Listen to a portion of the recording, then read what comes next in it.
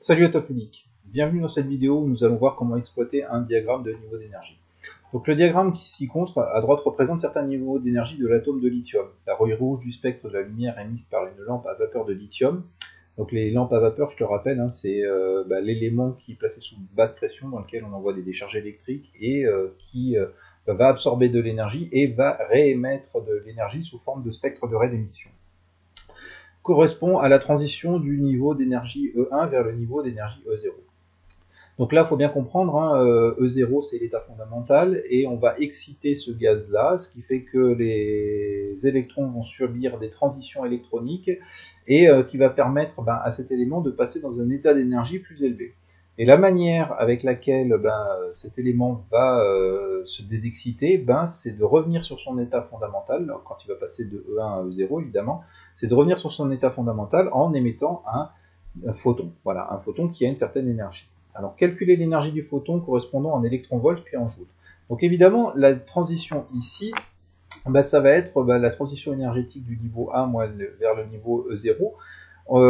Il suffit de prendre l'énergie de chacun de ces niveaux en électronvolts et on trouve ici une différence de moins 3 10 puissance moins 19 joules. C'est-à-dire que l'élément va perdre 3 10 puissance moins 19 joules. Alors il perd de l'énergie. Oui, il perd de l'énergie sous forme de lumière. Il va émettre un photon qui aura cette même énergie. Le bilan énergétique pour l'élément, il va être négatif. Il va perdre de l'énergie puisqu'il va passer d'un niveau énergétique plus élevé à un niveau énergétique moins élevé.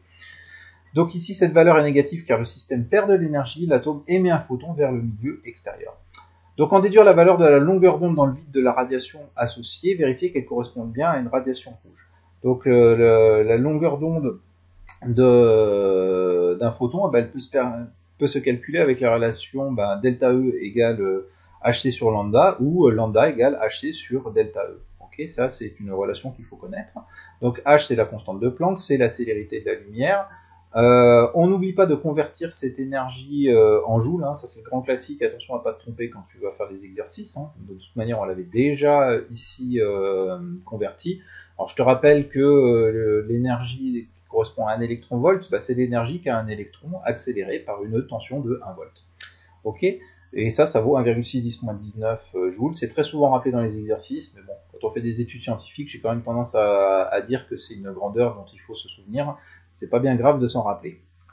Donc quand on fait le calcul, on tombe sur 6,7 10-7 mètres. Attention à bien respecter les chiffres significatifs. Ici, la conversion énergétique, elle est donnée avec 2 chiffres significatifs. Donc là, tu dois conserver 2 chiffres significatifs. Ce qui nous donne une longueur d'onde aux alentours de 670 nanomètres, qui correspond bien à une radiation visible. Les bandes du visible, elles sont comprises entre 400 nanomètres pour la limite UV ultraviolet et 800 nanomètres pour la limite entre le rouge et les infrarouges. Donc on est bien sur une longueur d'onde qui est dans le rouge. Voilà pour l'exploitation d'un diagramme de niveau d'énergie. Je te remercie d'être venu sur la chaîne et puis je te dis à bientôt dans une prochaine vidéo.